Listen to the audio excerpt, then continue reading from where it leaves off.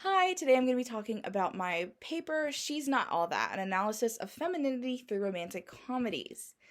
So, the thesis of this paper was that these films, through their emphasis on the classic romantic comedy makeover, showcase the collective dislike for femininity and feminine interests throughout the past 2 decades.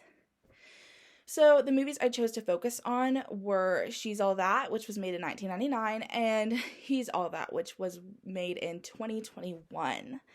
So these share the same basic premise, but for She's All That, Zach Seiler, this popular jock guy, decides that he can remake any woman into the prom queen, and so he bets his friends that he can remake this social outcast Lainey into the next prom queen. So at the beginning of the movie, he is talking to his friends, and his friends start comparing him to his ex-girlfriend and saying that they're the same. And he says, no, we're not the same, because Taylor, his ex, is fake. He says that women are replaceable. You can put makeup and hair and a cute outfit on any girl, and she can be popular, just like Taylor. He never says this about men. He says that he's popular because he is. He doesn't think that he needs any added extras like hair or makeup. And this is a theme that is really portrayed in these movies. So the first thing I want to talk about is how femininity is policed and how it is shamed in our society.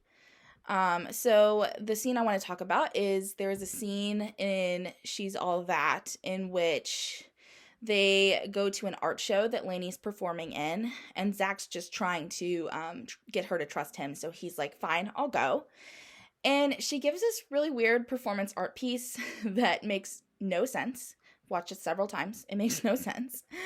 And Zach gets called on stage, and he gives this piece that, having all the context of his character, makes a lot of sense. He talks about how he is putting on a facade, and he feels like he has to be this idealized version of himself.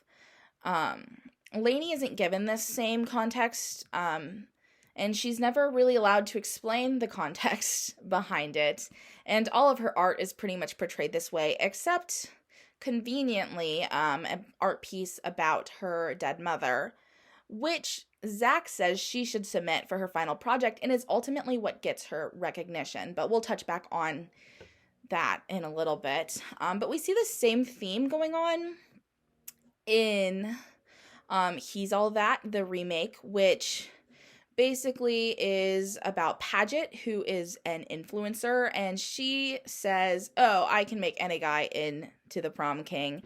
And so she focuses on Cameron and trying to make him popular. And Cameron's a photographer, and he's very, very serious about his photography. And Paget's an influencer. So she says, oh, I'm interested in photography. Here's my Instagram.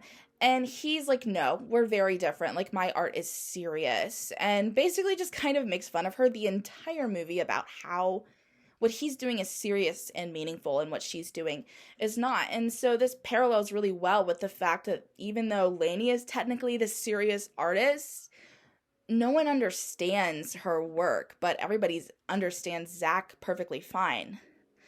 And so this is really reminiscent of a lot of things online with hate that women deal with for their interest. So we see a lot of hate towards the movie Twilight. So Twilight is seen as this kind of chick flick, and it's unserious, and it's never really treated like cinema or anything. It's never held to any high standards.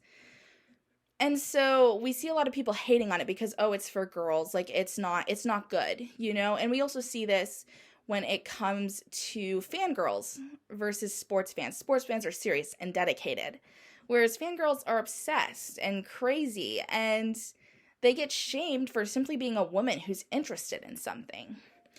And so looking at how Lainey and Paget are treated because of their interests, it really just showcases that in this film. Another really important part of this film is the differences in how they apologize once Lainey and Cameron find out about the bets. So in She's All of That, Zach never really apologizes. He shows up at her house at the end of the movie and kind of just, they talk a little bit and they get back together. Like, there's not really anything going on. Whereas looking at the new movie, Paget has to give this entire speech about how she's fake and how she's lied at her prom when she's accepting her prom queen crown. And we just don't see this with Zach. She's shamed so much for lying. And yes, it's a bad thing to do.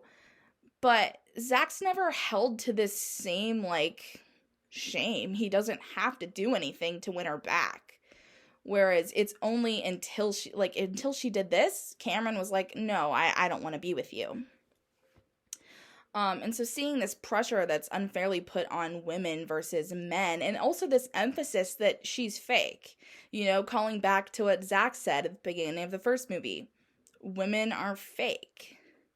And she has to come to terms with this. We also see this in her new identity at the end of the film.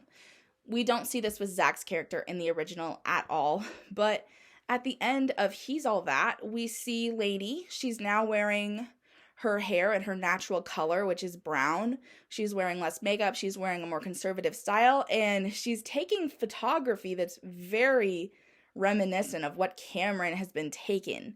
She's adopted to this thin view of femininity, which plays on the point that when looking at things that women are interested in, they're shamed for it.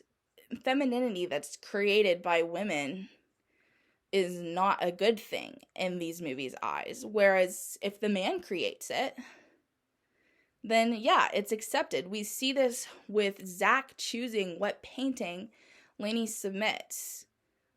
Lainey gets recognition when he chooses the painting, but all the art that she's submitted is not worthy because it comes from her. So the basic conclusion of this is that these films ultimately send a clear message to their viewers. She's not all that if she doesn't follow and obey the patriarchal standards of femininity. Thank you.